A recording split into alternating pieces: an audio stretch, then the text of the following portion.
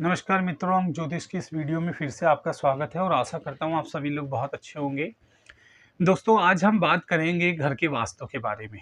तो पिछली वीडियो में हमने बात करी थी कि जो लोग नया घर बनाते हैं, जो लोग प्लॉट खरीदते हैं, खाली ज़मीन खरीदते हैं, उस विषय में। आज बात करेंगे जिन लोगों ने घर खरीद लिया, उन्हें वास्तु के बारे में नहीं पता, जिन लोगों ने बना लिया मकान और वास्तु के बारे में नहीं पता था, उनकी रसोई गलत दिशा में हो गई, उनका बेड गलत दिशा में पड़ा हुआ है। कई बार ऐसा होता है कि लोगों की जो है कई सारी जो ज़िम्मेवारियाँ हैं, वो अलग-अलग दिशाओं में पड़ी हुई है। पढ़ने की टेबल बच्चों की सही दिशा में नहीं है। कई बार ऐसा होता है कि घर के अंदर जिस बेड पर लोग सोते हैं, उस बेड पर जो है अलग-अलग ख़्याल आते हैं, सपने दिखाई देते हैं। ये सब एक दिशाओं का सूचक है और ये दिशाओं से ठीक हो जाता है दोस्तों।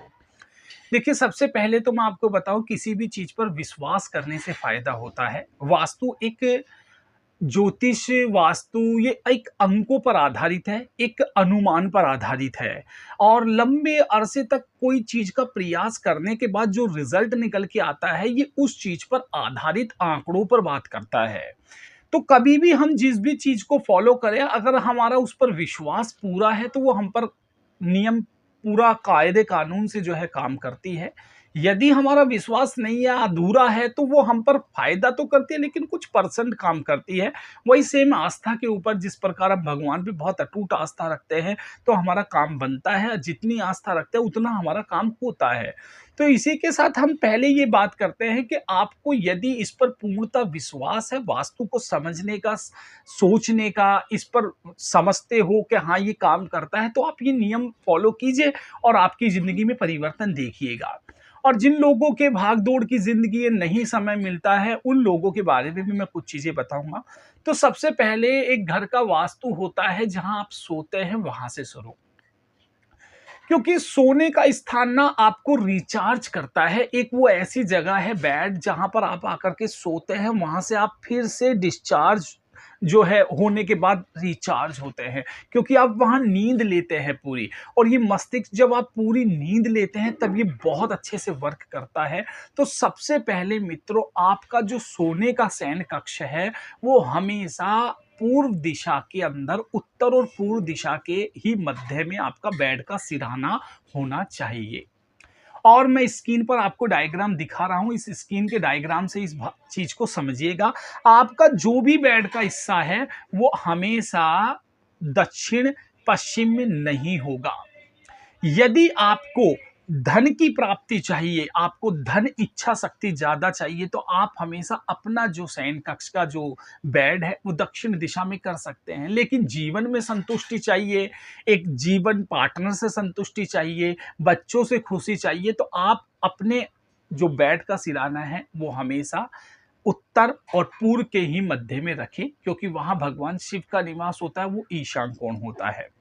दूसरी चीज, दीवारों से आप अपने सोफे को, बेड को हल्का-हल्का इतना-इतना सा दूर रखें, ताकि हमारी जो दीवारों से वेव्स चलती है ज़मीन से, वो हमें कनेक्टिविटी होने में बाधा उत्पन्न ना करें। दूसरी चीज, अगर बाथरूम एक ऐसी जगह है जहाँ पानी का आवागमन होता है सबसे ज़्यादा, लेकिन लोग उस पर इतना ध्यान नहीं देते, क्योंकि वहाँ बस नहाना है और अपनी जो सोच वगैरह क्रिया है वो करके वापस बाहर आ जाना है। लेकिन वो भी हमारा एक वास्तु का एक बहुत इम्पोर्टेंट पॉइंट है दोस्तों।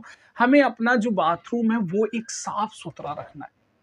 उसका जो दरवाज़ा है, उस दरवाज़े को भी ज़्यादा से ज़्यादा इस तरीके से रखें कि उसको खुला रखें, उसमें जो है शुद्ध हवा जाए और शुद्ध हवा वेव्स बाहर जो है उससे निकलें।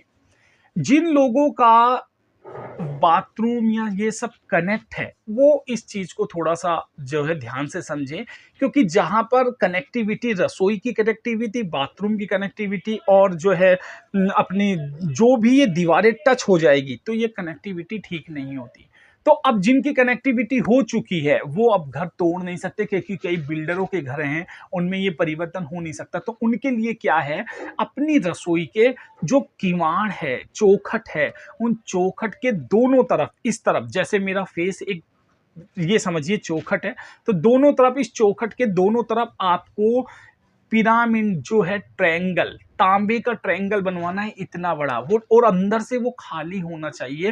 वो ट्रायंगल दोनों आप दोनों चौखट के बीच में बिल्कुल सेंटर में ठोक दीजिए और उनके मुंह एक साथ सीधे मिलने चाहिए। तो ये आपके घर का वास्तु खत्म कर देगा। जिनको जिस कमरे में सोते हैं और छत का वास्तु खराब है, तो उनके चारों दिशाओं में, छत के चारों दिशाओं में ट्रायंगल लगाना है, पेच कस देना है, ट्रायंगल नीचे की तरफ उनका मुंह रखना है। आपका बेड का, कमरे का वास्तु खत्म हो जाएगा। जिनकी रसोइयों की दिक्कत है, रसोइयों में बरकत नहीं होती है, रसोई में भी प्रॉब्लम है, तो आप रसोई के भी साम चौखट पर आप ट्रायंगल लगा सकते हैं। और दोस्तों, आप पढ़े लिखे हैं, ट्रायंगल के बारे में समझिए। ये इजिप्ट की ज्योतिषी है और इसके अंदर दही में कीड़े नहीं पड़ते।